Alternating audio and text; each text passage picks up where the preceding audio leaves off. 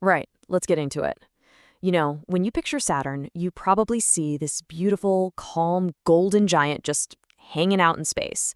But what if that whole peaceful vibe is just a facade?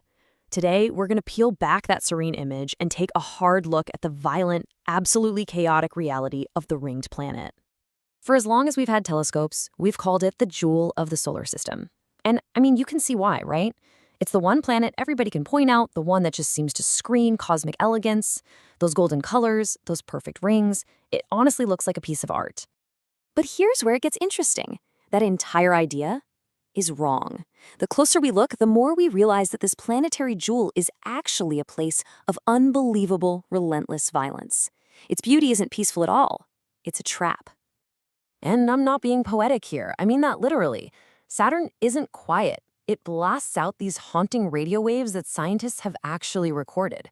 The sound is so incredibly eerie that people have described it as the planet literally screaming into the void.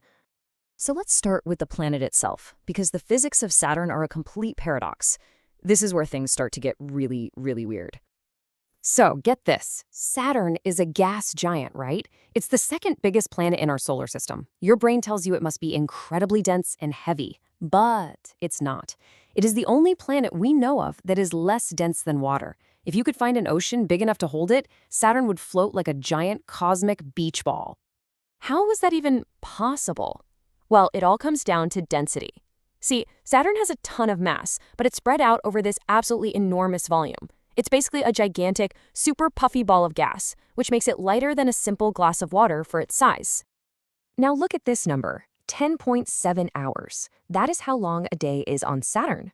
For a planet that massive, that is a terrifyingly fast spin. Just to put it in perspective, our little Earth takes a full 24 hours. Saturn is spinning more than twice as fast. And spinning that fast has a really dramatic effect. The centrifugal force is so immense that it causes the whole planet to bulge out around the middle and get squashed at the poles. So no, Saturn isn't a perfect sphere. It's what scientists call an oblate spheroid, but a better description is probably a crushed pumpkin. Okay, now let's talk about its most famous feature, the rings. From here, they look so solid, so peaceful. But up close, they are a chaotic, cosmic graveyard. Yeah, those rings aren't some solid halo. They're more like a high-speed demolition derby. Just imagine billions of sharp ice chunks and rocks, some as tiny as a grain of sand, others as big as a mountain, all smashing into each other at insane speeds. It is a nonstop, violent blizzard out there.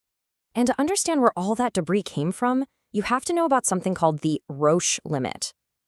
Think of it as a gravitational kill zone around a massive planet. Anything held together by its own gravity, like a moon or a comet, gets too close, and the planet's gravity will just shred it to pieces. Which brings us to the main point. Saturn's rings are probably the result of a cosmic murder. The leading theory is that one of Saturn's own moons, a long, long time ago, drifted a little too close.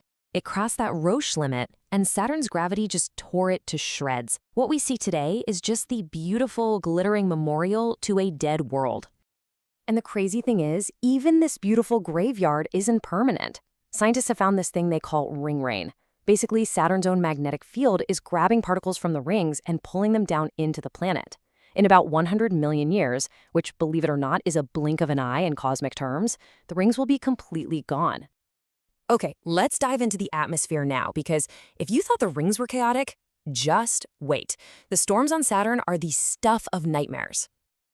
At Saturn's North Pole, there's a storm. But it's not a normal circular hurricane.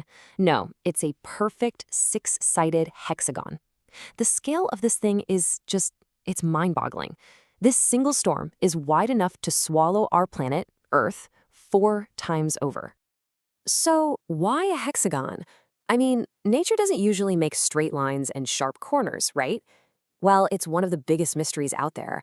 Our best guess is something called a standing wave in the jet stream. It's a wave pattern that just gets stuck in one position, creating this totally bizarre geometric storm that just shouldn't exist. And that's not even the only monster storm. About every 30 years, this colossal storm called the Great White Spot erupts, and it eventually grows so big it wraps around the entire planet. And the lightning inside it It's up to 10,000 times more powerful than anything we've ever seen on Earth. Now, let's head away from the planet for a minute and look at its moons. Saturn has over 140 of them, but 2 of them really highlight the wild extremes of this system. One is a toxic wasteland, and the other might just harbor life. So on one side you have Titan. It's a toxic nightmare world. It has a thick atmosphere, thicker than ours, and it has rivers and lakes, but they're filled with liquid methane. The sand dunes aren't made of sand, they're made of plastic particles. Then you have tiny little Enceladus. It's this small, icy moon. But underneath all that ice is a warm, salty global ocean that shoots geysers of water out into space. It is one of the top contenders in our entire solar system for finding alien life. And that incredible possibility of life on Enceladus brings us to our final story. It's about the heroic and ultimately tragic end of one of our greatest explorers, the Cassini spacecraft. So after 13 incredible years studying Saturn, Cassini was running out of fuel.